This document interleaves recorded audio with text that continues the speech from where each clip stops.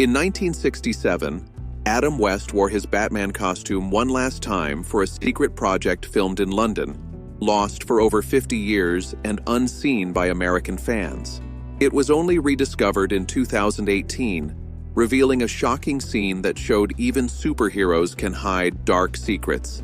Back in 1964, Ed Graham Productions aimed to make a straightforward Saturday morning Batman show, casting NFL linebacker Mike Henry as Batman. But CBS never picked it up, and the project fell apart, paving the way for the iconic primetime series. That same year, Hugh Hefner's Playboy Mansion hosted a screening of the forgotten 1943 Batman serial. The wild, enthusiastic crowd brought new life to the character, sparking Hollywood interest. Columbia Pictures recut the serial into An Evening with Batman and Robin, which became a surprise hit at theaters and caught ABC's attention.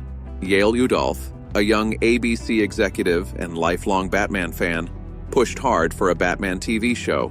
When producer William Dozier joined in 1966, he saw the comics as too strange for a serious take and chose to make the series a campy comedy instead. With bright costumes, over-the-top villains, and on-screen pow-you graphics, Batman premiered in 1966 and became an instant sensation. Not everyone agreed. Espionage novelist Eric Ambler quit when he learned the show would be a parody. Casting was key. Adam West and Burt Ward tested alongside safer choices, but their unique style won, setting the tone for the beloved series that changed TV forever. West was almost unknown, but when test footage was reviewed, he and Burt Ward captured exactly the quirky, campy vibe producer Dozier wanted. The studio took a risk, passing on the more established Lyle Waggoner.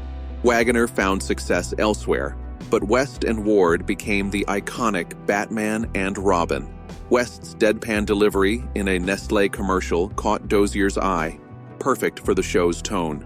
West signed on in September 1965, beating bigger names with his unique blend of seriousness and humor. Ward, cast in 1966 at just 20, looked convincingly like a teenager and did his own stunts, even landing in the hospital several times. Supporting them were seasoned actors. Alan Napier, a Royal Academy-trained veteran, played Alfred, and Neil Hamilton, a silent film star, was Commissioner Gordon.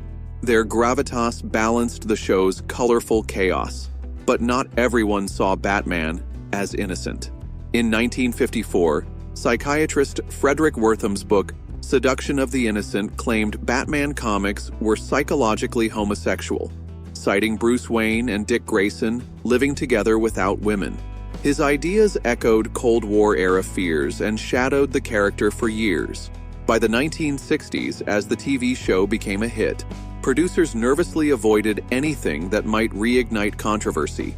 This tension surfaced publicly in 1967, when TV Radio Album ran a 2-page article titled "The Whisper Campaign Against Batman and Robin." Though denying rumors, it slyly referenced Liberace's famous gay rumors, suggesting the actors were laughing all the way to the bank. The coded language reflected how taboo discussions of sexuality were then. For the show's producers, the rumors were dangerous. They feared losing sponsors and viewers.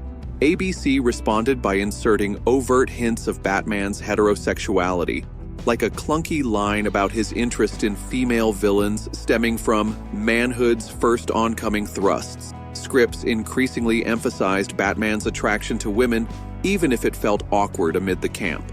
The studio also launched a publicity campaign portraying West and Ward as masculine role models, highlighting marriages, kids, karate skills, and workouts. The pressure was intense. Rumors in the 60s could threaten careers and the entire series. Meanwhile, the show faced other challenges beyond the whispers. When Batman burst onto TV screens in January 1966, it was an instant hit, watched in 14 million homes and grabbing 42% of viewers by February. But the excitement faded fast. By March, ratings dropped sharply, with ABC memos admitting the formula was getting repetitive. Batman fatigue was setting in. By summer, the decline became a collapse. Once a top show, Batman fell off the ratings charts completely. Merchandise sales stayed strong, But viewers disappeared. The 1966 Batman movie was expected to revive interest, but only earned modestly, failing to turn a profit despite heavy promotion. When Season 2 started in September, Batman had plummeted to 34th place, with some episodes ranked even lower. New villains like the Archer and Catwoman didn't help. Cast members feared cancellation. One surprising lost piece of 1966 Batman history wasn't a TV episode, but a British road safety film. In May 1967, Adam West filmed a public service message teaching kids the curb drill for crossing streets safely. This footage stayed hidden for over 50 years until rediscovered in 2018 by UK archivists. When finally shown publicly in Birmingham, it was celebrated as a cultural treasure, blending Batman's iconic image with practical safety advice.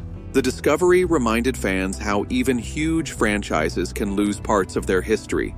Another mystery involved Leslie Gore, who played Catwoman's sidekick Pussycat in the 1967 episode Scat, Darn Catwoman. She performed 2 songs, but one, Maybe Now, disappeared from American reruns for unknown reasons, becoming one of the show's strangest lost moments.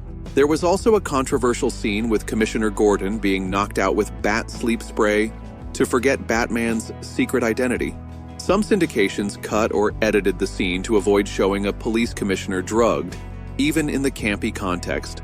Some versions of Batman downplayed Commissioner Gordon's presence in the Batcave, reflecting how even lighthearted shows had to navigate strict boundaries, especially with millions of kids watching. Off-screen, Adam West's life was as colorful as the show.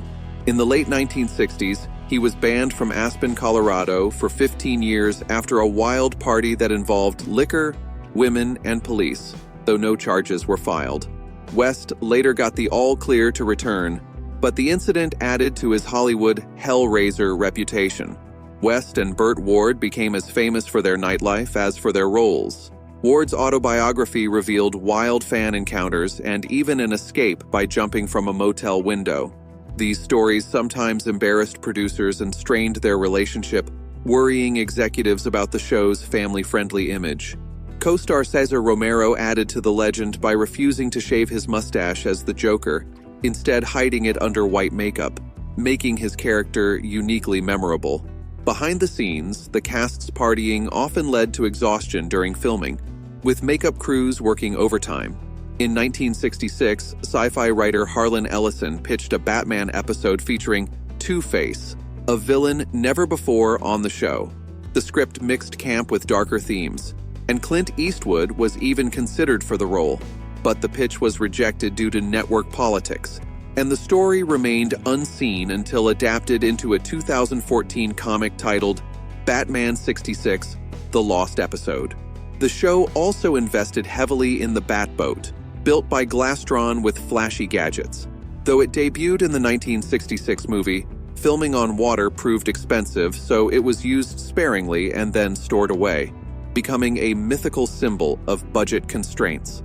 By Season 3 in 1968, Batman's ratings had collapsed, and ABC canceled the show.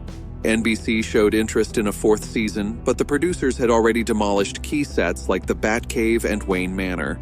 Rebuilding would have cost hundreds of thousands of dollars, over $2 million today, so NBC backed out, ending hopes of a revival. Though fans believed NBC planned a 4th season, records reveal it was never financially feasible. The costly Batboat and dwindling ratings sealed the show's fate. Producers had eyed spin-offs, a Batgirl series, which was integrated into the main show, a Robin show, and even a team-up series featuring other DC heroes, an early Justice League concept. But when Batman ended and the sets were destroyed, all spin-offs were canceled, some mere days before casting. Network memos from 1967 to 68 confirmed that the series' end also closed the door on building a larger superhero universe at that time. Please subscribe to our channel for more videos, and don't forget to press the bell icon.